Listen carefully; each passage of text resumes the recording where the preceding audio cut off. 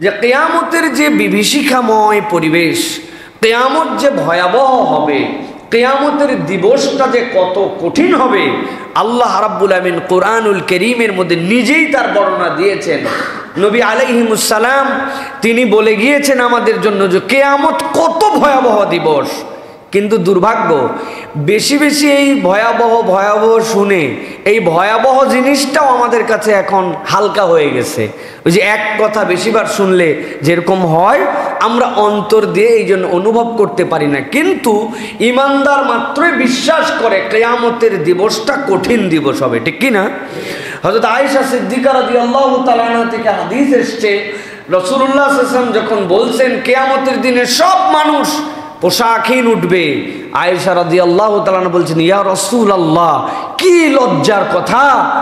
আমার সাহাবায়ে কেরাম, আমার পরিচিত মানুষ যাদের সামনে আমি আমার মুখ দেখাই নাই, আর তাদের সামনে আমরা খোলা কাপড়ে। নবীজি বলেছেন, আয়েশা তুমি ওই সময় কে কার দিকে তাকাবে আর কে কাকে চিনবে এই চিন্তায় আছো? ওই দিন কেউ কাউকে চিনতেও পারবে না, পোশাক আছে কি না সেটা তো পরের ভাবনা। কি ভয়াবহ ময়দান! দুনিয়ার 50,000 বছর ইকুয়াল টু একদিন। এইরকম কঠিন দিবসের কথা আমরা সকলেই জানি বা শুনেছি, ঠিক কি না? কিন্তু একটা ভিন্ন পরিবেশও আছে। যেই দিন 50,000 বছরের সমান দুনিয়ার, যেই দিন জামা কাপড়ের হুঁশ থাকবে না, যেই দিন সূর্য এমনভাবে তার মাথার উপরে তাপ দেওয়া শুরু করবে যে সে ঘরমাক্ত একটা পরিবেশের মধ্যে সাঁতার কাটতে শুরু করবে, সবাই ইয়া নাফসি ইয়া নাফসি করবে, আম্বিয়ায়ে কেরাম পর্যন্ত ওই সময় একজন আরেকজনের কাছে পাঠাবেন, কেননা তারা নিজেরাও মনে করবেন দুনিয়াতে আমার চলার আমার বলার এই স্টেজগুলি আল্লাহ রাব্বুল আলামিনের হয়তো মনোপুত নাও হতে পারে, রেফার করবেন। ঠিক ওই রকম সময়ও ভিন্ন একটা পরিবেশ হবে। কিরকম পরিবেশ? আল্লাহ বলছেন সকলের জন্য কিয়ামতের দিবস কঠিন দিবস হবে না। কিয়ামতের দিন এমন কতগুলা লোকের জন্য কিয়ামতের দিবস হবে, এই মহা পরিবেশের মধ্যে সে একটা মৃদু শব্দও শুনতে পাবে না। আল্লাহ রাব্বুল আমিন বলছেন, ইন্নাল্লাযীনা সাবাকাত লাহুম মিনাল হুসনা উলাইকা আনহা মুবাদুন। আল্লাহ বলছেন দুনিয়ার মানুষ জেনে রাখো, কিয়ামতের দিবস যখন ভয়াবহ দিবস, যেই দিবসে মানুষ ত্রাহি ত্রাহি অবস্থায় থাকবে, যেই দিবসে মানুষজনের জন্য কোনো পানির ব্যবস্থা থাকবে না, বিপদ আর বিপদ তাদের জন্য। আল্লাহ বলছেন ওই দিবসের ব্যাপারে আমি আল্লাহ আরেকটা চিত্রের কথা তোমাদেরকে জানাচ্ছি। ইন্নাল্লাযীনা সাবাকাত লাহুম মিনাল হুসনা, আল্লাহর পক্ষ থেকে যাদের ব্যাপারে কল্যাণ লিখে ফেলা হয়েছে, দুনিয়ায় এমন কাজ করেছে, দুনিয়ায় এমনভাবে চলেছে, রব্বুল আলামিন তাদের জন্য কল্যাণের রাস্তাটিকে লিপিবদ্ধ করে ফেলেছেন, নির্ধারণ করে ফেলেছেন। আল্লাহ রাব্বুল আলামিন বলছেন উলাইকা আনহা মুবাদুন। কিয়ামতের এই ভয়াবহ পরিবেশ থেকে রব্বুল আলামিন এই মানুষগুলাকে বহু দূরে রাখবেন। আল্লাহ রাব্বুল আলামিন বলছেন লা ইয়াসমাউনা হাসিসা ওয়া হুম ফীমা ইশতাহাত আনফুসুহুম খালিদুন। আল্লাহ বলছেন এই দুনিয়ার মানুষ ভালো করে জানো, আমি আল্লাহ রাব্বুল আলামিন জানালাম লা ইয়াসমাউনা হাসিসা, শব্দ তো দূরের কথা, দুইজন মানুষ ফিসফিস করে কানে কানে কথা বললে যেরকম গুঞ্জরণ হয়, মৃদু মৃদু শব্দ হয়, আল্লাহ বলছেন এরকম গুঞ্জরণ আল্লাহ তাদেরকে শোনাবেন না। ওয়াহুম ফীমা ইশতাহাত আনফুসুহুম খালিদুন, তাদের হৃদয় যেটা চাইবে আল্লাহ ওই রকম পরিবেশ তাদেরকে দিবেন, আর রব্বুল আমিন তাদের জন্য জান্নাতে ঢোকানোর ব্যবস্থা করে দিবেন। ভালো করে খেয়াল করে দেখেন, একদল তার হিসাব নিয়ে ব্যস্ত, একদল তার ওই কিয়ামতের ময়দানের পেরেশানিতে ব্যস্ত, আর আল্লাহ বলছেন আরেক দলের ব্যাপারে রব্বুল আমিন দুনিয়ার থেকেই নির্ধারণ করে দিয়েছেন হুসনা। এরা কল্যাণের রাস্তায় ছিল, এরা এর পরিবেশের সাথেও থাকবে না, এই মৃদু শব্দও শুনতে পাবে না, তার অন্তর যা চাবে তথা তার অন্তর চাবে আমি আমার আলটিমেট ডেস্টিনেশন জান্নাতে চলে যাই। রব্বুল আমিন এদের হিসাব করার আগে এই মানুষগুলাকে এইরকম বিপদ থেকে উদ্ধার করে আল্লাহ জান্নাতের পথ দেখায় দিবেন। আল্লাহ রাব্বুল আলামিন বলছেন লা ইয়াহজুনুহুমুল ফাযাউল আকবার ওয়া তাতালাক্কাহুমুল মালাইকাতু হাযা ইয়াউমুকুমুল্লাযী কুনতুম তুআদুন। লা ইয়াহজুনুহুমুল ফাযাউল আকবার, কিয়ামতকে আল্লাহ ফাযাউল আকবার বলেছেন, বড় বিভীষিকাময় পরিবেশ।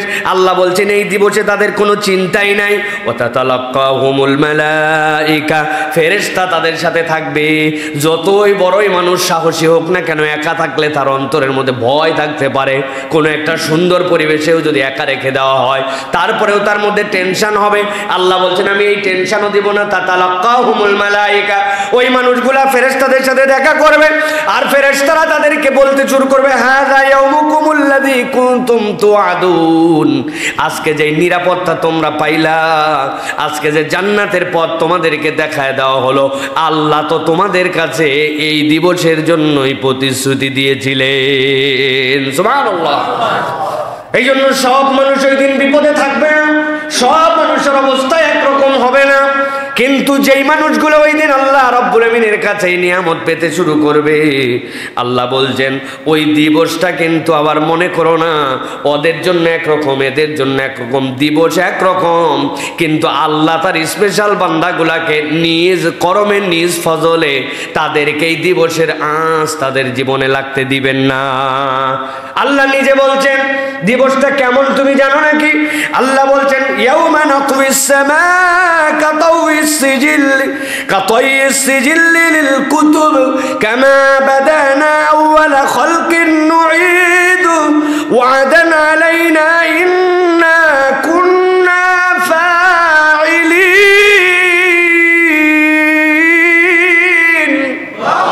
আল্লাহ বলছেন এই দুনিয়ার মানুষ, মনে করো না এই দিবস সস্তা কোনো দিবস। আল্লাহ বলছেন ইয়াউমা নাতউইস সামা, ওই আসমানের দিকে তাকাই তুমি দেখতে পাবে কাতাইস সিজিল লিল কুতুব, আগের দিনে যখন মানুষ বিভিন্ন ধরনের বার্তা লিখতো, এরকম বইয়ের মতো পাতা থাকতো না, রোলার থাকতো, রোলার, রুটি বেলি যে আমরা রুটি বেলনি, ওই বেলনির মধ্যে লেখার পরে কাগজগুলাকে পেঁচায় রেখে দিত, যদি প্রয়োজন পড়ে আবার খুলে দেখতো, আবার পেঁচায় রেখে দিত।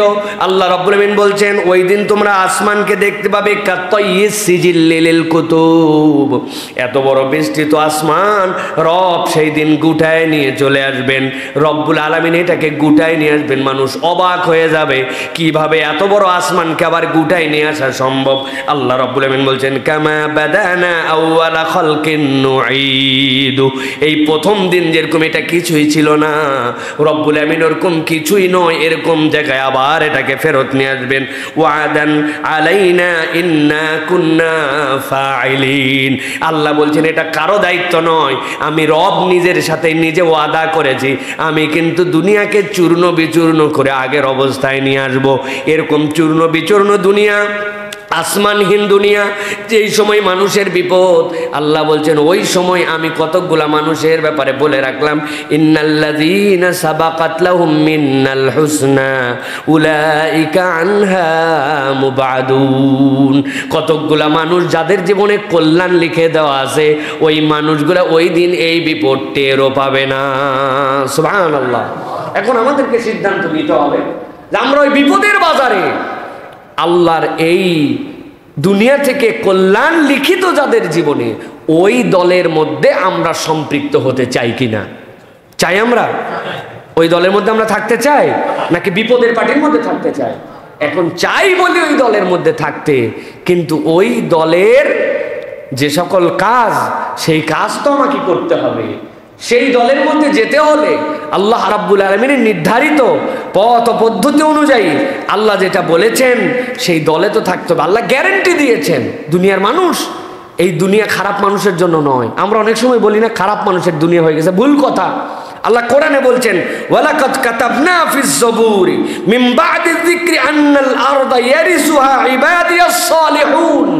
আল্লাহ বলছেন আমি জবুর কিতাবে দাউদ আলাইহিস সালামের কাছে, মুহাম্মদ সাল্লাল্লাহু আলাইহি ওয়াসাল্লাম না, এর আগেই দাউদ আলাইহিস সালামের কাছে এই কিতাব দেওয়ার পরে জানিয়ে রেখেছি আন্নাল আরদা ইয়ারিসুহা, আমি এই জমিনের ওয়ারিসনামা, মিরাসনামা আমার নেককার বান্দাদের কাছেই রাখবো। সুবহানাল্লাহ। এটার ব্যাখ্যা কি?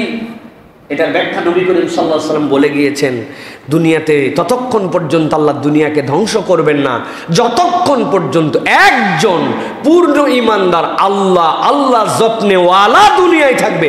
আল্লাহ দুনিয়াকে ধ্বংস করবেন না। সুবহানাল্লাহ।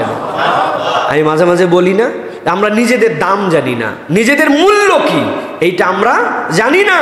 মূল্য নিজের না জানলে কখনো মূল্য নিজেকে উপস্থাপন করা যায় না। আমরা নিজেরা তো মূল্যহীন নিজেদেরকে মনে করি। আপনাদের কাছে এর আগেও বলেছি, এক লোকের হাতে এই যে ঘড়ির দাম হচ্ছে 150 টাকা। এখন আমার ঘড়ি খুলে আমি ওযুখানায় রেখে দিয়ে চলে আসি। একজন বলছে, হুজুর এই যে ঘড়িটা আমি না পাইলে হারাইছিলেন। আমি বললাম যে ভাই অনেক শুক্রিয়া, আপনি দিলেন বলে পাইলাম। আর মনে মনে ভাবি যে ঘড়ি যদি হারাইতো কয় টাকা? 250। মনে মনে ভাবছি ঘড়ি হারালে কত ভাই, দাম জানি আমি। আরেক লোক তার হাতের মধ্যে একটা আংটি আছে হোয়াইট গোল্ড, উপরে বসানো আছে একটা ডায়মন্ড, 50,000 টাকা দাম। বাজারে গেছে, যাওয়ার পর আল্লাহর কি কাজ, এক টেরা লোক, লক্ষ্মী টেরা, 2 মণি 2 দিকে আছে না ভাই, আল্লাহর সৃষ্টি, কিন্তু আমাদের দেশে বলে লক্ষ্মী টেরা। এখন ও খালি ঘড়ির দিকে এরকম করে তাকায় আছে, ওই আংটির দিকে। আসলে ও আংটির দিকে তাকায় নাই, ও টেরা চোখ বেসের এদিক তাকালে এদিক দেখে।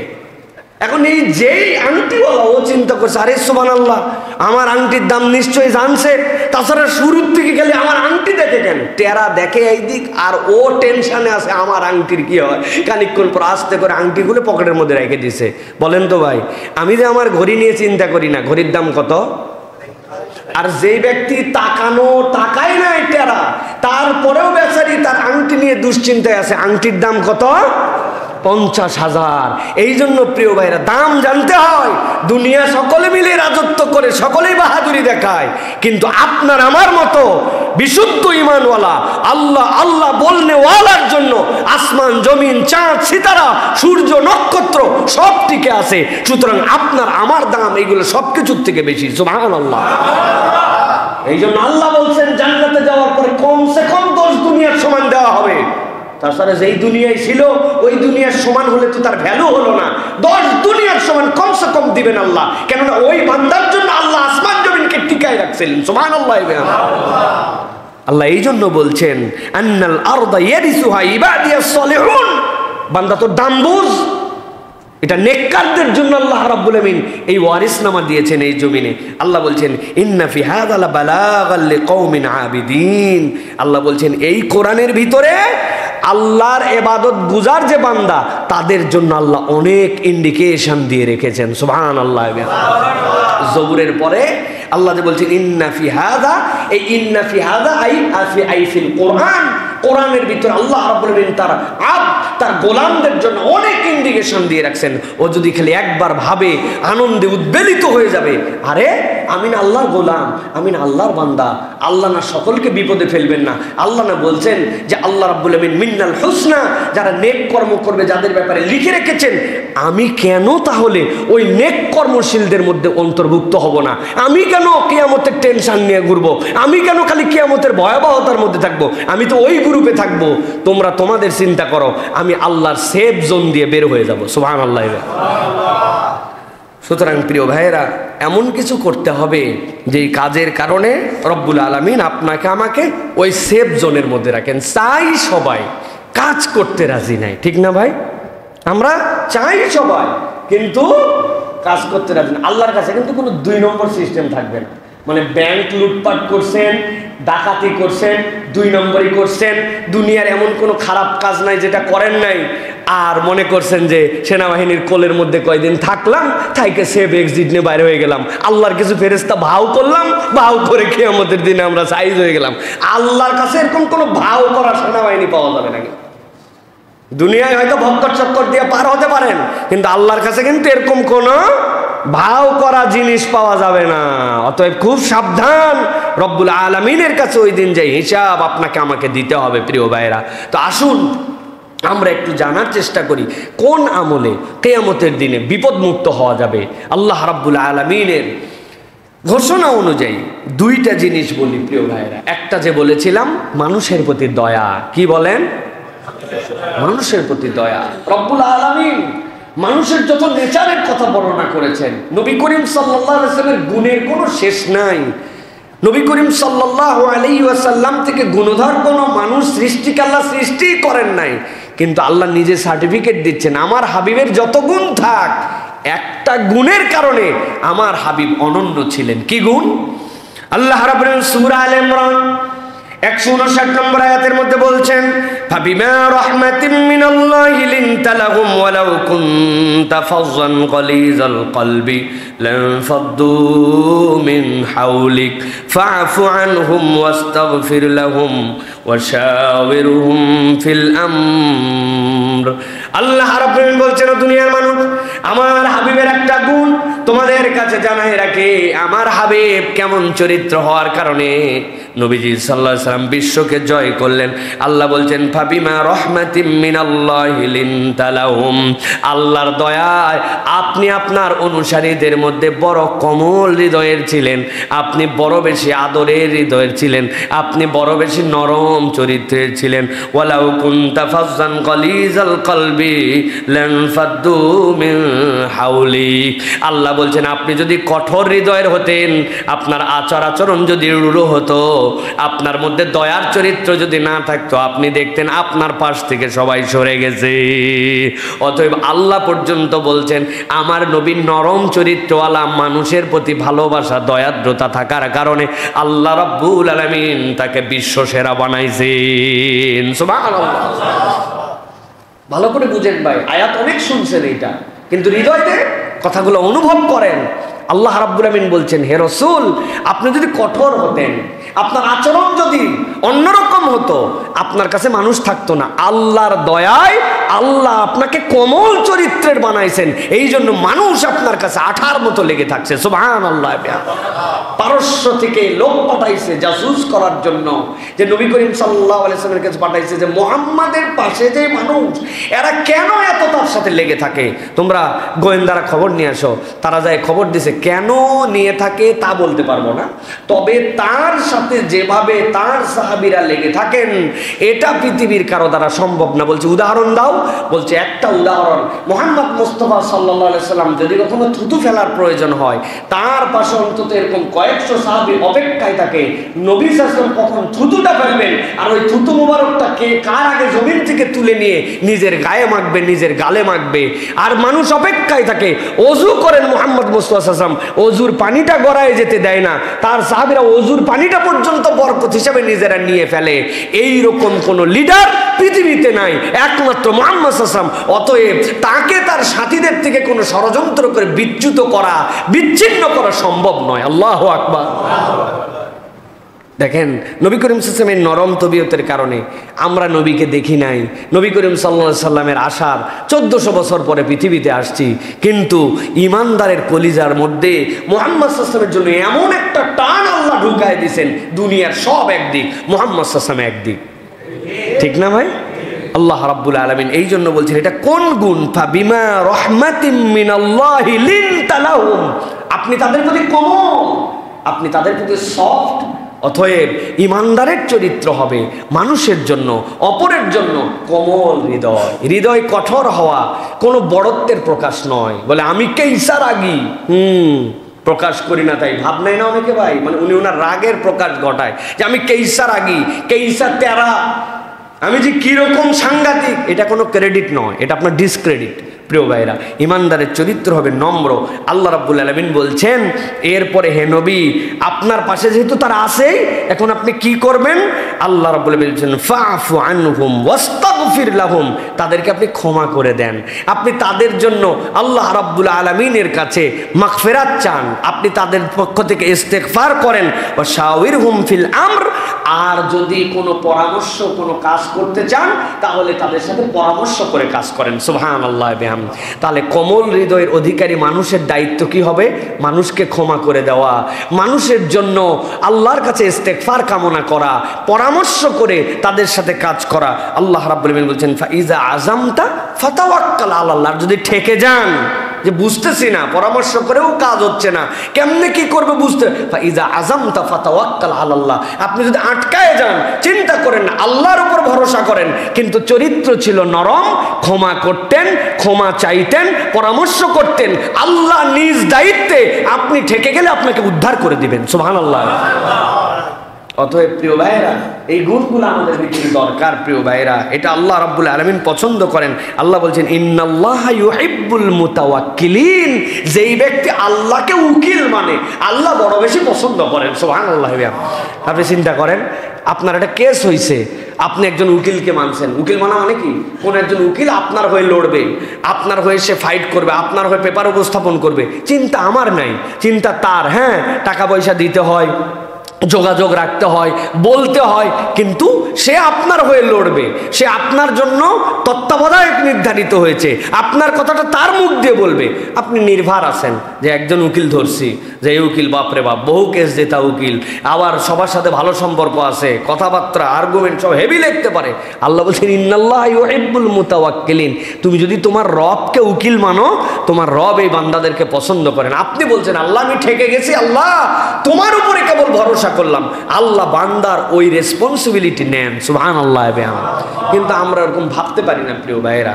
আমরা একটা জিনিস এর আগেও বলেছি, আবার বলি, আপনার ইমানের একটা ছোট্ট পরীক্ষা, সবসময় নিজেকে পরীক্ষার মধ্যে রাখবেন, এটা যে ঠিক আছে কিনা, নিয়ত বিশুদ্ধ করবেন। কোনো বিপদে পড়লে, মুশকিলে পড়লে, কোন রকম আপনার যদি আটকায় যান, কার কথা সবার আগে মনে পড়ে না? থামেন, আগে আল্লাহ আল্লাহ বলতেছেন, কার কথা আগে মনে পড়ে আগে জিজ্ঞাসা করেন নিজেকে, যে বিপদে পড়ছি, আরে অমুক ওর কাছে গেলে মনে হয় একটা উদ্ধার হওয়ার উপায় আছে, দেখি তো হুজুরের কাছে বলি তো, দেখি পিসা হুজুর পানি পড়া দেয় কিনা।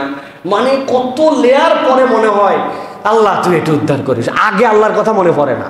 আন্দাজি বলেন না, এটা আমরা নিজেরাও মনে করি কোন একটা বিপদে পড়ছে আরে, কিন্তু আপনার সকলের কাছেই যেতে হবে। দুনিয়ার এই ওসিলা মানা আপনার জন্য নিষিদ্ধ নয়, কিন্তু সবার আগে আল্লাহর কথা মনে পড়লে বুঝবেন আল্লাহর সাথে আপনার একটা ভরসার জায়গা ভিন্ন রকম। বাচ্চা অসুস্থ, ভালো ডাক্তার দেখাবো, সবই করব, কিন্তু সবার আগে আল্লাহর কথা মনে পড়ে কিনা? আমাদের মনে পড়ে না ভাই। দুনিয়ার কালচারে আমাদের ইমান আস্তে আস্তে দুর্বল হয়ে গেছে। অতএব এখানে আমাদেরকে অনুভব করতে হবে প্রিয় ভাইয়েরা। এবার আপনাদের কাছে সংক্ষিপ্তভাবে বলতে চাই, আমরা যদি এই সৃষ্টির প্রতি দয়া করি, এই দয়া করলে আসলে কি লাভ হয়, এটার জন্য আমাদের কি ফজিলত আল্লাহ রাব্বুল আলামিন আমাদেরকে দিয়েছেন প্রিয় ভাইয়েরা। আল্লাহ রাব্বুল আলামিন দুনিয়ার মানুষের জন্য জানিয়ে রেখেছেন যে দুনিয়ার মানুষ ওয়াবতাগি ফীমা আতাকাল্লাহ আদ-দারাল আখিরা ওয়া লা তানসা নাসীবাকা মিনাদ দুনিয়া ওয়া আহসিন কামা আহসানাল্লাহু ইলাইক ওয়া লা তাবগিল ফাসাদা ফিল আরদ। আল্লাহ রাব্বুল আলামিন বলছেন দুনিয়ার মানুষ শোনো, ওয়াবতাগি ফীমা আতাকাল্লাহু আদ-দারাল আখিরা, আল্লাহ তোমাকে দুনিয়ায় যা দিয়েছে সেইটা দিয়ে তোমার কাজ কি হবে? তোমার কাজ হবে এইটা দিয়ে তুমি পরকালকে তালাশ করো। সহজ কথা কিন্তু কঠিন ভাষা। আল্লাহ রাব্বুল আমিন বলছেন ওয়াবতাগি ফীমা আতাকাল্লাহুদ দারাল আখিরা, আল্লাহ তোমাকে দুনিয়ায় যা দিলেন ওইটা দিয়ে দুনিয়াদারি করো না, ওইটা দিয়ে তুমি পরকালকে তালাশ করো। পরকালের রাস্তায় তুমি ওইটার দ্বারা অর্জন করার জন্য চেষ্টা করো। আপনি বলবেন এখানে মনে টাকা পয়সার কথা বলা হয়েছে, না, আপনাকে আল্লাহ যা দিয়েছেন চিন্তা করে দেখেন আল্লাহ আপনাকে কি দিয়েছেন। আমি আমার ভাষায় বলি, আল্লাহ আমাকে একটা জিনিস দিয়েছেন, সেটা হচ্ছে দুনিয়ার কোনো বাপের বেটার ক্ষমতা নাই যে আমাকে পাগল বলে। মজা মস্করা করে বলতে পারে, কিন্তু ডেফিনেশন অফ পাগল যেটা, এই পাগল আমরা নই। ঝিনাইদহ যাচ্ছিলাম, ট্রাকে করে উঠে বিপদে পড়ে 10 জনের মধ্যে থেকে একজন লাফ দিয়ে নিচে নেমে যেতে চাচ্ছিল, সবাই মিলে ওরা ঠেসে ধরছে, এই তো পড়লে তো মরলে তো সকলে আমাদের নামে বিচার হবে যে এরা মনে ধাক্কা দিয়ে ফালাই দিছে। এখন ট্রাকের কেবিন আর ট্রাকের বডি দুইটা তো আলাদা। বাসের মধ্যে একবারই দিচ্ছেন, বাস থেমে গেছে, ডবল মারছেন, বাস চলে গেছে, ট্রাক তো থামানোর উপায় নাই। একজন ওই লোকের পাগলামো দেখে ট্রাক যে ড্রাইভার যেখানে বসে আছে ওর মাথার উপরে দেয়, এই ট্রাকালা থাম, ট্রাকালা থাম। ট্রাকে ডবল বাড়ি শুনে ট্রাকালা মনে করছে লোকজনেতে ভাড়াও বেশি নিছি, সামে সামে রাস্তাও ফাঁকা, যাওয়া মনে হয় আসতে হচ্ছে, আগে যাও আসতে যাচ্ছিল, এখন ডবল। অথচ আমরা বিপদে আরে থামাতে চাই আর ও জোরে যায়। খানিকক্ষণ পরে আমি জিজ্ঞাসা করলাম, ভাই এই লোক লাভ দিতে চায় কেন? একজন বলছে হুজুর পাগল হয়ে গেছে। আমি মজা করে বলতেছি, লম্বা পা আপনারা পাগল বলেন? কয় হুজুর ইয়ার কি মারেন, স্ক্রু ঢিল হয়েছে। আর আমি তো মানুষের জীবনে কোনো স্ক্রু না এটা জানি, তারপরে বলতেছি মজা করে, স্ক্রু কোন জায়গায় লোকের? কয় হুজুর খালি লাভ দিয়ে পড়ুক, আপনি সব হাসবেন, তখন টের পাবেন। প্রিয় ভাইয়েরা, ওই লোক আপনার আমার মতোই নাকওয়ালা, আপনার আমার মতোই জামা কাপড়, সুন্দর সব, কিন্তু ব্রেনের মধ্যে যে ব্লাড সার্কুলেশন হচ্ছে ওর মধ্যে একটা দুইটা শিরা শুকায় গেছে, যাওয়ার জন্য নাক কান চোখ হাত পা জামা কাপড় পরা থাকার পরেও মানুষ তাকে মানুষ না বলে পাগল বলতেছে। কোনো বাপের বেটার ক্ষমতা আছে আপনাকে আমাকে পাগল বলবে? অথবা আমরা কি পাগল না? আল্লাহ রাব্বুল আমিন বলছেন, ওয়াবতাগি ফীমা আতাকাল্লাহু দারাল আখিরা, আমি তোমাকে যে সুস্থ রাখলাম, এই সুস্থতা দিয়ে তুমি পরকালকে কেন, তুমি নিরেট কেন দুনিয়ার ধান্দাদার হচ্ছ?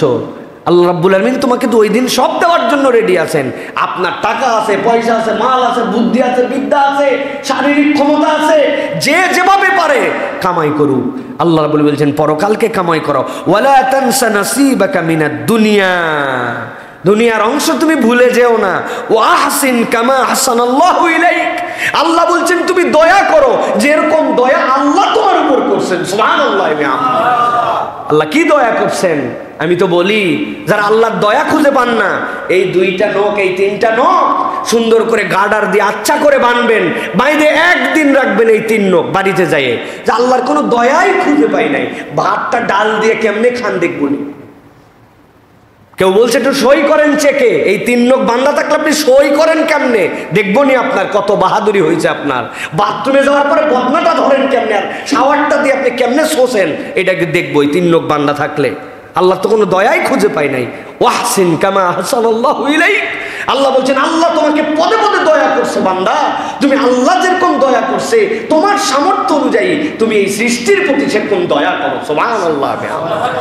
আল্লাহ আমাকে চোখ দিছে, দেখতে পারতেছি যে এই মানুষগুলার জন্য কি পরিণতি। আল্লাহ বলছেন ওই চোখের হক আদায় করো, তার কষ্ট লাঘবের জন্য তুমি চেষ্টা করো, এটা তোমার দায়িত্ব। আল্লাহ বলছেন ওয়ালা তাবদিল ফাসাদা ফিল আরদ, দুনিয়ায় কখনো ফিতনা ফাসাদ করো না তোমরা, ফিতনা ফাসাদ তোমাদের জন্য দায়িত্ব না। ইন্নাল্লাহ লা ইউহিব্বুল মুফসিদিন, আল্লাহ যারা ফাসাদ সৃষ্টিকারী, আল্লাহ ফাসাদওয়ালাদেরকে পছন্দ করেন না।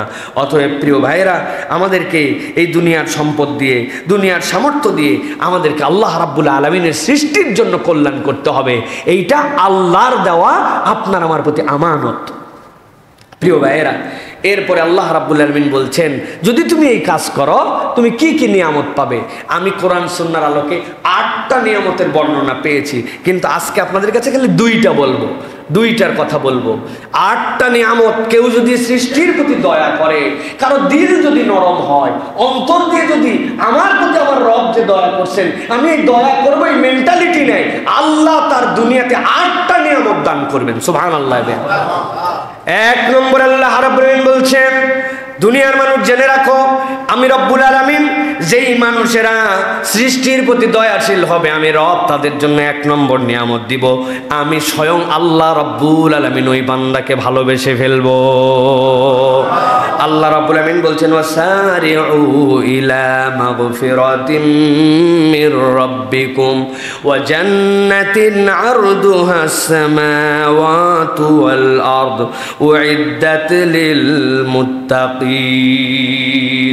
الذين ينفقون في السراء والضراء والكاظمين الغيظ والعافين عن الناس والله يحب المحسنين। সূরা আলে ইমরান, সূরা আলে ইমরানের 133 নম্বর আয়াত থেকে আল্লাহ বলছেন ওয়াসারিউ ইলা মাগফিরাতিম মির রাব্বিকুম, ও বান্দা দৌড় লাগাও, সূরা মানে তুমি দ্রুত করো, ওয়াসারিউ ইলা মাগফিরাতিম মির রাব্বিকুম, আস্তে আস্তে আর যেও না, তুমি এখন দৌড় লাগাও, তাড়াহুড়া করো। কোন দিকে যেতে তাড়াহুড়া করবে? আল্লাহ বলছেন তুমি তোমার রবের ক্ষমার দিকে যাওয়ার জন্য তাড়াহুড়া করো। ওয়া জান্নাতিন আরদুহাস সামাওয়াতু ওয়াল আরদ, আর যেই জান্নাতের দিকে দৌড় দাও আসমান জমিন পর্যন্ত যার বিস্তৃতি, আল্লাহ বলছেন উইদ্দাত লিল মুত্তাকিন, আমি রব্বুল আমিন এইটা তো মুত্তাকিদের জন্য নির্ধারণ করে রেখেছি। আল্লাহ বলছেন বলছেন যেই জান্নাতের দিকে তুমি দৌড় দিবে, যেই আল্লাহর মাগফিরাতের দিকে দৌড় দিবে, আল্লাহ রাব্বুল আমিন যেই বান্দাগুলোকে ক্ষমা করবেন, আল্লাহ বলছেন তারা মুত্তাকি। তবে জেনে রাখো তাদের কতগুলা গুনাহগুণ আছে, দুনিয়ায় তাদের আচরণ দেখলে চিনা যাবে এই মানুষগুলা জান্নাতের দিকে দৌড়াচ্ছে কিনা। আল্লাহ বলছেন আল্লাযীনা ইউনফিকুনা ফিস সাররাই ওয়াদ দাররা, এই মানুষ তো তারা যারা প্রকাশ্য গোপনে নিজেদের সচ্ছলতা অসচ্ছলতা টানাটানি এবং অঢেল দুই অবস্থাতেই আল্লাহর জন্য এরা খরচ করে। সুবহানাল্লাহ। পকেটে পয়সা নাই, সামর্থ্য কম, কামাই কম, তখনও খরচ করে, যখন তার অডেল আছে তখনও খরচ করে, অজুহাত দেয় না আমার নাই জন্য আমি দেই না, যতটুকু আছে তার মধ্যে থেকে খরচ করে। আল্লাহ বলছেন ওয়াল কাযিবিনাল গাইজ, আর যখন রাগ হয় নিজে রাগ দমন করে ফেলে, জানে রাগ প্রতিহিংসা পরায়ণ হয়ে আমি এটাকে বাস্তব করতে পারি চাইলে, এখন রাগের ঠেলায় অনেক কিছু করে ফেলতে পারে, কিন্তু না করে না। ওয়াল কাযিবিনাল গাইজ, নিজের রাগকে দমায়, ওয়াল আফিনা আনিন নাস, আর মানুষকে ক্ষমা করে দেয়। আল্লাহ বলছেন যার মধ্যে এই চার গুণ আছে, আল্লাহ রাব্বুল আলামিন বলছেন আল্লাহু ইউহিব্বুল মুহসিনিন, এরাই হচ্ছে আল্লাহর মুহসিন বান্দা, আল্লাহ এদেরকে ভালোবাসেন। সুবহানাল্লাহ। ইউহিব্বুল মুহসিনিন, আল্লাহ ভালোবাসেন। শুনলে কেমন কেমন লাগে না, বহুবার শোনা কথা, আল্লাহ ভালোবাসেন। আপনি বুঝছেন আল্লাহ ভালোবাসা মানে কি? গল্প বলেছিলাম, দিল্লির রাস্তায় এক লোক হেঁটে যাচ্ছে, মুরব্বী মানুষ, জীর্ণ শীর্ণ, পাশ দিয়ে একটা ইয়াং কাপল একটা পার্টিতে যাচ্ছে, সুন্দর জামা মেয়ের, সুন্দর জামা ছেলের। হালকা একটু বৃষ্টি হয়েছে দিল্লির রাস্তাতে, ওই বৃষ্টিতে ওই মুরব্বী পাশ দিয়ে যাওয়ার সময় খরমটা এরকম করে চটাস চটাস করে উঠে অল্প একটু কাদা লেগে গেছে ওই মহিলার গায়ে। এখন মহিলার সাথে যে পুরুষ, তার বিরাট আঁতে লেগে গেছে। আমরা যাচ্ছি পার্টিতে, সুন্দর জামা, মুরব্বী ব্যাককল হাঁটছে এরকম করে, আর আমার স্ত্রীর গায়ের মধ্যে লাগছে কাদা। তার মেজাজ খারাপ হয়ে বলছে দেখে শুনে হাঁটতে পারো না? বলছে দেখেই তো হাঁটতেছি বাবা, লেগে গেছে অনিচ্ছায়। এক কথা দুই কথা, ঠাস করে মুরব্বীকে এক থাপ্পড় লাগায় দিছে। মুরব্বীকে থাপ্পড় লাগায় মুরব্বী আস্তে করে বেরিয়ে চলে গেছে। ওরাও কিছু দূর বেরিয়ে গেছে, 100 গজ যাওয়ার পরে ওই যুবক মাটির মধ্যে ধাপ করে পড়ে তড়পাতে শুরু করছে, সেন্সলেস হয়ে গেছে, নাক মুখ দিয়ে রক্ত উঠতে শুরু করেছে। ওই মহিলা তার সাথে যে ছিল সে অবাক হয়ে সাথে সাথে বলতেছে লোকজন, কি হলো, কেমনে তোমার হাজবেন্ডের এটা হলো? বলে ওই যে মুরব্বী দেখতেছেন উনি এইটা করছে। লোকজন মুরব্বীর ধরছে, বাবা ঘটনা কি, আপনি এরকম করলেন? বলে বাবা আমি এরকম কিছুই করি নাই। তার স্ত্রীর কাছে শোনো, বলছে না না, এরকম এই ঘটনার পরে আমার স্বামী তার গালের মধ্যে থাপ্পড় মারছিল, নিশ্চয়ই মুরব্বী কোনো বদদোয়া বা কিছু করছে জন্য আমার স্ত্রীর, আমার স্বামীর এই অবস্থা। মুরব্বীরে সবাই ধরছে, আপনি কি কিছু বলছেন বা আপনি কিছু করছেন? বাবাজি সত্যি করে বলেন, এটা ইয়াং মানুষ, এরকম অবস্থা, বিপদ, মনে হচ্ছে মারা যাবে। অনেক সাফাসাফির পরে মুরব্বী বলছে, বাপ ওই স্ত্রীকে সে ভালোবাসে, সে তার মহব্বতের, সে এই কারণে তার গায়ে এক ফোঁটা কাদা লাগার কারণে সে সহ্য করতে পারে নাই। যদিও আমার কোনো দোষ ছিল না, রাস্তার কাদা খরমের ছিটা আমার পিছনেও লাগছে, তার কাছে লাগছে, তার ভালোবাসার মানুষের কাছে এই কাদাটুকু লাগার কারণে সহ্য করতে না পারে আমাকে থাপ্পড় মারছে। দুনিয়ায় আমার তেমন ভালোবাসার কেউ নাই, তবে আমিও একজনকে ভালোবাসি, তিনি আমার আল্লাহ। এখন আল্লাহ যদি দেখে তার ভালোবাসার মানুষের সাথে কোনো অবিচার হয়েছে, তিনি যদি কোনো ফায়সালা নেয়, আমি কি করতে পারি? আল্লাহু ইউহিব্বুল মুহসিনিন। ভালো করে জেনে রাখেন, ওই জায়গার সাথে কানেকশন যদি ঠিক হয়ে যায়, উনি যদি আপনাকে ভালোবাসেন, তাহলে দুনিয়ার কোনো ভালোবাসার আর পরোয়া করার আমার সময় নাই। কিন্তু আমরা দুনিয়ার এর তার অমুকের সম্পর্ক উন্নয়ন ভালোবাসার জন্য যতটুকু করি, আল্লাহর ভালোবাসা উন্নয়নের জন্য আমার কোনো প্ল্যান নাই। আল্লাহর সাথে ভালোবাসা উন্নয়নের প্রজেক্ট কি? আল্লাহ বলছেন 1 নম্বর, আল্লাযীনা ইউনফিকুনা ফিস সাররাই ওয়াদ দাররা, কোনো দুহাত দেখায় না, সে দান খয়রাত করে, তার কম থাকলেও করে, বেশি থাকলেও করে, ও পরকাল কামাইয়ের জন্য করে। কারণ জানে যতটুকু দিয়ে যাচ্ছে এতটুকুই জান্নাতে যাবে, বাকি আর কিচ্ছু তার জন্য যাবে না কবরে। খেলো যতটুকু, দিল যতটুকু, এইটুকুই সাথে যাবে, বাকিগুলো সব রয়ে যাবে।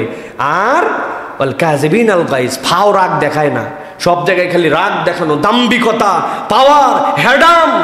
রাগ দেখানোর পরিণতি কি হয় আপনারা টের পান নাই ভাই? হ্যাঁ, পৃথিবীর ইতিহাসে সন্তানের দোষে বাপকে এত বড় অপমানিত হতে হয়, আল্লাহ চোখে আঙ্গুল দিয়ে বাঙালির মানুষকে দেখায় দিছে। সন্তানের অপরাধে অপমানিত হতে হয়। মরা বাপের মুখে প্রস্রাব করার ব্যবস্থা করে দিয়ে গেছে। এত কুলাঙ্গার সন্তান, এত কুলাঙ্গার সন্তান। তোমার এত মূর্তি বানাতে বলছিল কে? মূর্তি না থাকলে তো মুতার জায়গা আসতো না। প্রত্যেক মাথার উপরে তোমার ছবি উঠাতে বলছে কে? শরীয়ত তো এটা অ্যালাউ করে না। ছবি না থাকলে তো নামানো লাগতো না। তুমি অন্যায় করে তোমার বাপরে অপমানিত করছো, ঠিক কি না? বেটা তোর ছবি খালি রাখতি, তোর মুখে মুততো মানুষ। বাংলার স্বাধীনতার একজন লিডারকে তুমি অপমানিত করছো, এত বড় কুলাঙ্গা। এই জন্য রাগ দেখাতে হয় না, রাগের বশীভূত হয়ে কাজ করতে হয় না। বলে আফিন আনিন নাস, আর মানুষকে ক্ষমা করতে হয়। আল্লাহ বলছেন এই 4 প্রজেক্ট করা, আল্লাহ রাব্বুল আলামিন তোমাকে ভালোবেসে ফেলবেন। সুবহানাল্লাহ। আল্লাহ রাব্বুল আলামিন আমাদেরকে শিক্ষা গ্রহণ করার তৌফিক দান করেন।